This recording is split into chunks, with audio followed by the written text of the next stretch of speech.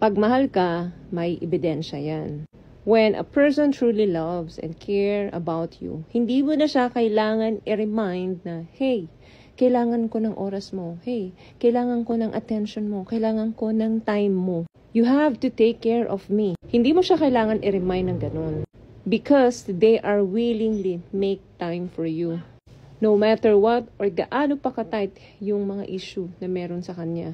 Kapag may love, there's no reason na hindi niya ipakita sa'yo yun.